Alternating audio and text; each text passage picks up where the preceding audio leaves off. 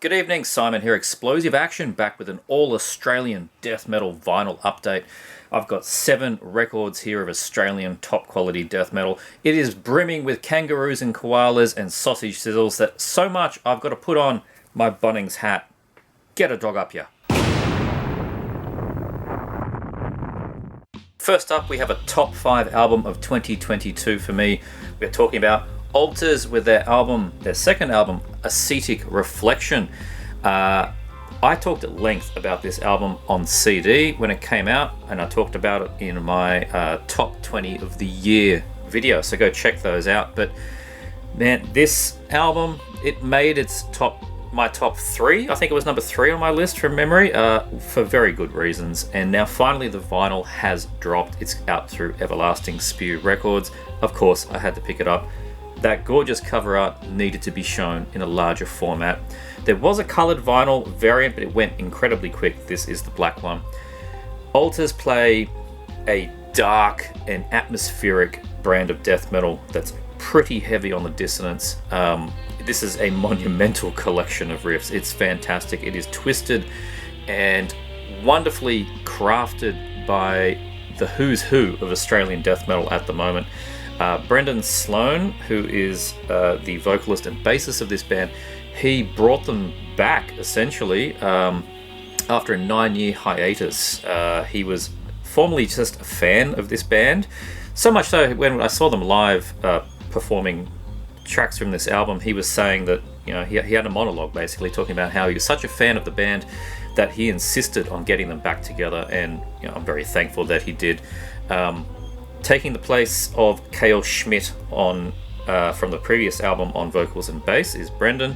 On guitars we have Lewis Fisher from Melbourne's Destructive Force Ignivimus, one of my favourite Australian bands. And behind the kit with absolute fury we have Alan Cadman from Stargazer and from Tzun Tzu, who we might talk about a bit more later. The sound on this album, Ascetic Reflection from Alters, is really a mix from all of those bands, with added technicality and that dissonance from Ulcerate, the Kiwi boys across the pond.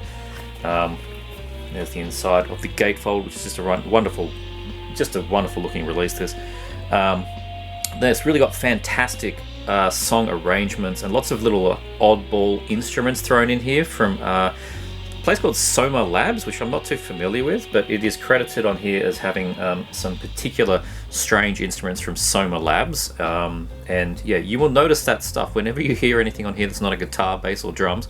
It's one of their instruments, from what I gather. I'm really thankful that Brendan continued this band. Alters was one of my favorites. You can tell I am wearing this shirt, my very old faded shirt from 2013 or so when I picked it up.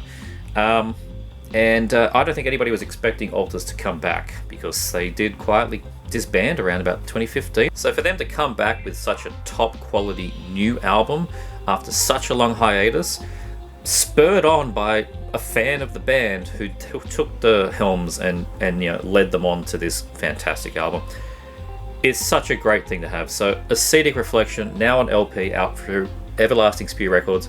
Make sure you pick up a copy.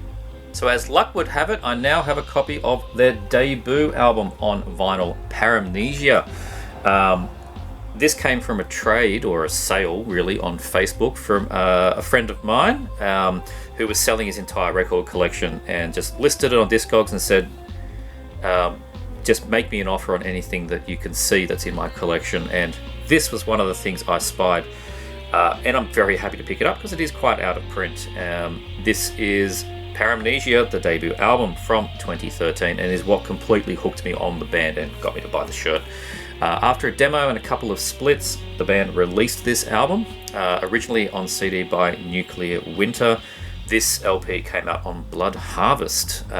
It's, of course, very similar to what they followed up with on Ascetic Reflection last year, but I would say Paramnesia is even a little bit more ferocious. They are a lot more youthful, perhaps, or maybe a bit just angrier on this album, and is a bit more chaotic in the production. It's almost heading towards Portal territory at times.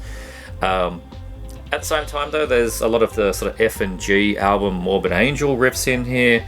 Like the fourth track on here called Solar Barrage that ends side A. It really drinks from that well, absolutely, you can tell. But also from the black pulpit that is Dead Congregation. A lot of those thick and nasty riffs in here. And of course, that ulcerate dissonance. It's not like Ulcerate invented that style, but geez, it's a good reference point, and that's why I use it so many times. The main difference here, of course, is that this is the original vocalist Cale Schmidt, before Brendan was involved. Brendan's not involved in this album. His vocals on this are far deeper than that of Brendan's and a bit more deranged sounding. I find both albums a little different, and that's really good, actually. Sometimes I want to listen to the Paramnesia sounding altars, or sometimes I want to listen to the Ascetic Reflection sounding altars. They're not like radically different worlds, but there's enough difference there that it's definitely worth having two separate albums. Equally as good, but different to each other. It is, again, just a black LP on this one, so not a great deal to show. But yeah, I'm very, very happy to have this one on LP now. I've been spinning the CD for many years. There's nothing else in there. Yes, there is. I lied. There is a little booklet down the bottom. So there you go. It's very nicely presented. It's gold foil. Really nicely done. Lyrics in the booklet. So yeah, I've sung the praises of altars quite a few times over the recent year, and I'm going to continue doing that with Paramnesia, so make sure you pick up a copy of this as well. From the same Facebook seller that I managed to pick up Altars Paramnesia, I was very lucky to pick up the next two albums. As you can see here, I am now the proud and very thankful owner of Convulsing's Errata.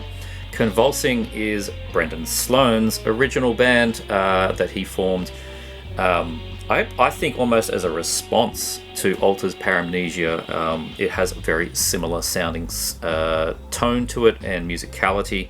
This came out in 2016. Of course, there's those similarities to Altars, like I was saying, and I think that's probably why he's come full circle and actually joined Altars. Not to say that this is like the demo of where he was going. These things, these Convulsing albums, they stand alone. They are actually quite different. There just are some similarities to the sound. This is, I think, infinitely more darker and blacker than what you will hear on an Altars album. And can you believe it? It's even more dissonant. This is probably some of the most dissonant death metal, death black metal that I've heard, that doesn't just turn into noisy guitar squeals and just making sounds for the sake of it. There's music here, it's just dissonant. Think sort of UK's Abyssal, USA's Suffering Hour. That's kind of what Convulsing sort of is around about. In the slower moments of this album, thinking maybe early Emptiness, I hear a bit of that in the band. So yes, it's very dissonant, and yes, the individual riffs are not exactly the focus. It is more about the chaotic atmosphere, but geez, it's a great album. The second track on this one, particularly called Altered, it breaks down in the end to these scattered, sharp electronic sounds like stabbing. It just adds to the overall chaos of this thing. The third track, Severed Hemispheres, it's a real swirling, amorphous track of like pummeling double kicks and staccato riffage. It's just a nasty sounding track. The fourth track on this one, Dis, it fits in with sort of a quiet, somber midsection. Otherwise, it continues that theme of being a crazy, dissonant, blistering track. Probably the craziest one on the album. Second only maybe to Invocat, which is just utter chaos. It is a crazy, crazy track.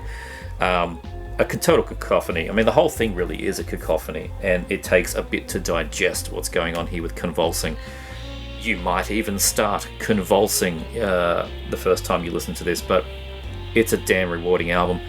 Unfortunately, this came out As I said, in 2016, very limited, 250 copies on Impure Sounds, who is a local Australian label. And there's no CD, there was a tape, there's digital, of course. I was very lucky. The seller was a honest to goodness good guy. I got this for the retail price.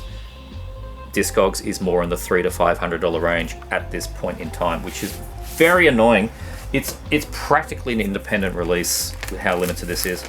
Came out on a wonderful black and white split LP. I really like that. Goes nicely with the cover. So yeah, it has not been reissued, and I really hope that that is temporary. Something's going to happen about it, because I think more people really need to get on board with Convulsing. There's the lyrics, and yeah, there's some credits and photos. So this is the solo project of Brendan, and I understand he plays everything on this. So yeah, absolutely fantastic. I'm stoked to have a Convulsing album, and yeah, hopefully there is some kind of reissue of Errata in the future. 2 years later, 2018, Convulsing came back with their second album, Grievous, with the absolutely fantastic Jeff Whitehead artwork here on the front. This is a big step up of all the aspects from Errata. Everything that Brendan learnt during that process, you can see he's refined and improved. It's night and day. Errata is an excellent album. I highly recommend everyone picking it up. But Grievous is next level. The production is way more full on. It is richer sounding to it. Thicker guitars with that really high gain tone, that twangy sounding tone I really like. The riffs are more distinct on this one. It is still a very dissonant album, but they are more distinct. The drums pack more punch. The bass carries more weight. The opening track on this one is called, well, it's not, you can really see it on there, is called Beaten. It starts gradually with those dissonant guitars in a very minimalist fashion, rolls in with a sluggish and slimy double kick sound, and a second guitar coming in with a very Evils, like Ruins of Beveras tone to it. Fantastic. Has a bit of synth for ambience in the bridge, and then the vocals come in. My God, Brendan doubled down on this one. Everything, as I said, is improved, including those vocals. Much deeper, more Lovecraftian sounding. You know what I mean when I say Lovecraftian vocals in death metal. Just big Cthulhu, dominating thing. But as the song progresses, he starts to take on like a shrill, screaming sound as well. So you get a few different avenues of his vocal style. There's a short little guitar-only interlude. It builds up, and then it comes crushing down like Cthulhu's tentacles on a few lone fishermen on the side of the beach going, "What the hell is that?" Bang. That is Convulsing with Grievous, and that track, Beaten. Those fishermen are beaten to death. The middle track on this one is called Relent. Not again that you can really see it, it's all very blurry. It's the most sort of ulcerate sounding to my ears, has that fast trim and that absolute rapid fire double kick, blasting, and the dissonant style riffs from Ulcerate. Very much in their style, I think, that one. The last track on here, though, particularly, that's the most interesting to me on Grievous. It's called Strewn Adrift. It's nearly 10 minutes long, and it has the most pained sound of everything on Grievous. I think you can really feel what Brendan was feeling on this particular track. Has like a multi-minute ambient introduction, really just sort of leading you into the track. It slowly gives way to a guitar build-up, and then Brendan starts screeching these lyrics, "These final hours, ending restless years." It's just banshee stuff. It's very different to the deep gutturals that opened the album. Probably the most black metal sounding riffs, I think, in this track. And yeah, there's a lot to this one. It's one of those nearly 10-minute long tracks that is a bit of a journey that's broken up with little sort of sections to pause and breathe. Absolutely fantastic track. It's an overwhelmingly excellent album here, Grievous by Convulsing. There is an extra track that is not on the LP, unfortunately. I guess it couldn't fit in, but on the digital copies there's a track called No Dreaming. That's quite different. It's got a subdued, clean singing style for a lot of it from Brendan. That goes from sort of spoken clean singing to actual, almost chantings, like choir kind of, candelabra kind of deal. It's a wholly doom metal sounding track, like real, like noised out riffs, and a super slow, sluggish pace. And it's a shame that one is not on here, because it would be great to have it on wax, but it's another 10-minute track itself. Couldn't fit it, I guess. And I don't believe there's a CD of Grievous either. It's LP and digital copies. However, some slightly better news. Yes, this is the first press that was 250 copies on Impure Sounds again, and is very long sold out and goes for silly money. 2022, it did get a reissue in collaboration with Dissonance Worship. What a fantastic and appropriate name for a label. I'm not too sure if that is technically still available or not, but looking on Discogs, there was multiple color variants, including just black, and it seemed not as disgraceful in terms of picking it up. So go check that out. Check out your distros and see if there's still copies floating around, because it came out about March last year.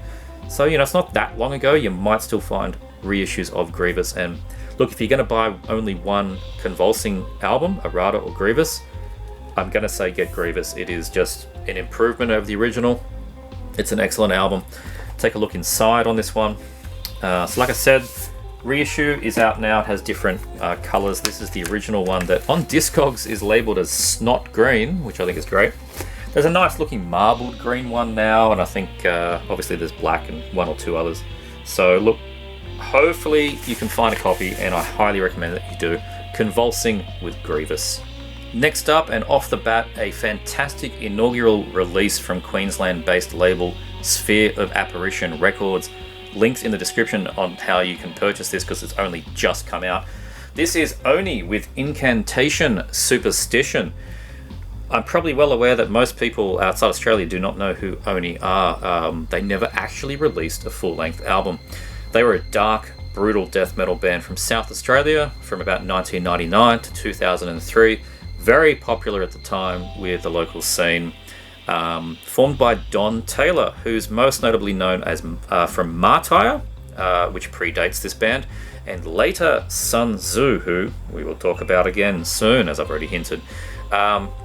Featuring the the drummer and bassist from Dark Lord, and guitar duties from Deluge, and then a little later on from Stargazer. So again, a bit more who's who of Australian death metal at the time. As the band name and this cover suggests, and the font of course down here, the band has a theme that's kind of rooted in the Orient, musically adding in some traditional Japanese instruments to accent the tracks, a bit similar to how Nile did with their Egyptian theme, particularly in the early first album, Nephrim Ka. It's not a bad comparison, I think, Oni to Nile, particularly the very first Nile album. I think there's a bit of similarities here. But also, I think this can get just a little bit into that bestial sound of Abominator. So a bit of a mix between Nephrim Ka, Nile, Abominator. It's a real brutal death metal album. Like I think I mentioned, the band never had a full length. They had a series of demos and some splits. Everything they ever did is represented here on this compilation, Incantation Superstition. You get 5 tracks from a split with a brilliantly named South Australian, I think they were South Australian band, Jesus Anal Penetration, quality name. 3 tracks from their 2001 demo, 2 tracks from their 2002 demo, and the really excellent track called Slain from their split with the band War Cult. That pretty much covers everything you get on here. As well as that, you get their cover song Slayer edition of Altar of Sacrifice, which was on a Slayer compilation from back in the day. So a really, really good comp of everything the band did. All their demos were recorded really well, so it's not like you're listening to rough demos here. It's all produced incredibly well. If you're into that 2000, early 2000, 99, 2000, 2001 era of brutal death metal, specifically that Nile, Nephrim Ka level, I'm talking your dying fetus brutal death metal, I'm talking more along those lines, you're going to like Oni. These are really fantastic tracks, and it is, like I said, a brilliant first release from Sphere of Apparition. Take a look inside, and you get the lyric sheet there, and you see down here some of the photos of the original splits that came out on CD. And this is really neat. Lots of live footage from back in the day. There were Bloodlust Festival, I think I was at. Yes, I was at that one. Bloodlust 3 with Incantation. Out at Penrith, was it, or Blacktown? It was out at Blacktown. It was a pain in the ass to get to. Yeah, this is a bit of a throwback, actually, seeing a lot of these things. Armageddon Festival poster there. Bloodlust 2. Yeah, really, really cool to see all this stuff. So yeah, Oni were just a fantastic band, and it is a really good heavy weight, probably a 180 gram. I can't tell, but it's pretty heavy, thick black vinyl here. So props to Sphere of Apparition for putting this together, collecting all of the material from Oni, from all their 7 inches, not 7 inches, their CD splits and their demos, and putting it out here as Incantation Superstition. Not too sure what the distribution of this will be like outside of Australia. I reckon it probably will get some, so keep a lookout for this compilation. Fantastic stuff from Oni. Following on neatly from Oni, and as I've hinted twice, very, very loudly in this video, we have the debut album from Tzun Tzu, their one and only album. This came out in 2012. This is the first time on LP. It's only just come out by Dissident Records, also another Australian label. Tzun Tzu, you could consider a spiritual successor to Oni, and they are still active today. Formed in 2003 by Don Taylor from Oni and from Martyr, and continuing that same Japanese theme, obviously, as you can see here in the picture, and the name of the band, which is just a slight spelling change of Sun Tzu. Just a little less on the brutal side, and a little bit more on that later Morbid Angel style. Some wailing Trey style solos and things on this thing. It still retains that dark death metal feeling of bands like Ignivomus and Stargazer, who obviously got a connection to all the bands I've been talking about today. The last 2 albums from Dimac, also a good reference point. And yes, this particular album does feature Stargazer's drummer Selenium, who was the drummer at the time, and guitar duties also from Martyr. So again, another South Australian album of notable people here. Both Oni and Tzun Tzu are really excellent bands with enough difference in the sound to have existed as separate entities. This, as I said, is not quite as bludgeoning as Oni. It is still incredibly heavy death metal album, don't get me wrong.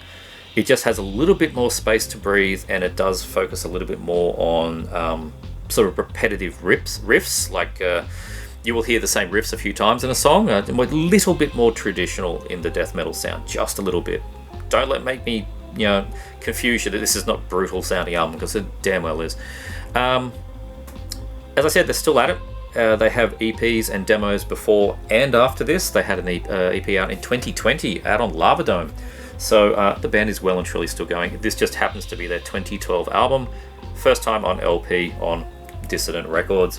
So really, really cool that this has been reissued. Take a quick look inside. We get the band photo here. So you get... there's Don on guitar and vocals. You get Nick here on guitar and vocals. Adam on bass and noise programming, and Selenium on drums. So that's really cool. And there's the lyrics. So very, very nice issue here. And whoops, losing the sheet. And again, just a black LP here. So very, very happy to finally have a full-length album on LP from Tzun Tzu. Like I said, still going. You can still get their old EPs on CD. They're actually pretty straightforward to find, and you can still get the new one on Lava Dome. So definitely explore some Tzun Tzu if you've not. But this, self-titled from 2012, chef's kiss. I had absolutely no idea that this was coming until I saw posts about it on Facebook from the label telling you how to buy it. This is the Encabulos demo compilation. and it just blew me away that this existed. I had no idea it was coming. I handed over my money as fast as possible. Now, Encabulos is a band that I've talked about numerous times on this channel. I showed the recent compilation CD of all of their material that came out in November last year. I've shown their demo tapes before. I've even uploaded their demo tapes to my second channel, which I just use for uploading demos and video clips and things like that from time to time. And both Encabulos demos were there. And that is what you get on this LP issue here from a brand new label called Kladivo Records. This is their second release. Wow, it's a fantastic release, absolutely. So Encabulos, if you've missed my 27 updates on the band before, we're a dark and brutal death metal band from Victoria in the late 90s. They will definitely appeal to fans of Australian bands like Misery and the Bremelin, absolutely, particularly that Misery sound. That compilation CD had every track they'd ever done from the 2 demos, from their EP on Venomous Records, and from unreleased tracks at the time as well. And that came out on Nuclear Winter Records. But this LP features the first self-titled demo on side B, but the real important thing is that side A is dedicated to their Dark Divinity demo from 1998, which for me is still their best work. It is just, maybe it's because I got it the day it came out and I thrashed that absolute tape to smithereens. I'm surprised it still plays the amount of times I have played that tape. So for me, that's always been the Encabulos sound, the Dark Divinity demo. On this LP, this isn't just a demo tape chucked on the record. Obviously, it sounds like they've gone and found the masters. It sounds amazing. It is really, really well done, really full sound. If you bought that compilation CD, technically you do not need this. But if you're a big fan of the band like I am, of course you do. It's Encabulos on vinyl. Here's the back of it. I love the green theme on this. It sounds excellent. I highly recommend you pick this up if you're a fan of, if you're international, obscure 90s Australian death metal. That's what you've got here, because until that CD comp came out, I don't think many people really know of Encabulos, except for me blathering about it, and the copies of the tape that did make it out to distros way back in the day. So as I said, this is out on a new label called Kladivo Records. And the link to their website is going to be in the description, so do go check that out. I understand copies will be making it to international distributors. I don't know who or when, but that is what the label said, that he was going to bunch up the copies that were not sold locally and send them on internationally. So there's the band photos from the day. Awesome stuff. So these guys never did a full length either, just some demos and CD EPs. So really nice. And the LP itself, which I'll turn around, has the band's logo at the time. There it is, which is really awesome. So yeah, absolute biggest surprise of the year for me, because had no warning it was coming. I don't think anybody did. It just kind of showed up one day. So yeah, absolutely thrilled, and it sounds, like I said, excellent. And encourage everybody to go and pick it up if you've not heard Encabulos. The CD compilation is a great way to get everything, but this LP of 2 demos, I can't go past this. So check it out, Encabulos. And that is where we're going to leave it for this all Aussie death metal vinyl update. I hope you all enjoyed. Do check out the links in the description to those distros, labels where you can find out more. Check out the links to how you can hear this stuff. You can listen to the YouTube links. I always put them in the description, but I always fail to mention it. Go check the description for links to the YouTube playback of these things. And make sure you do like and subscribe. Check out that thing. Check out that thing. I'll see you next time.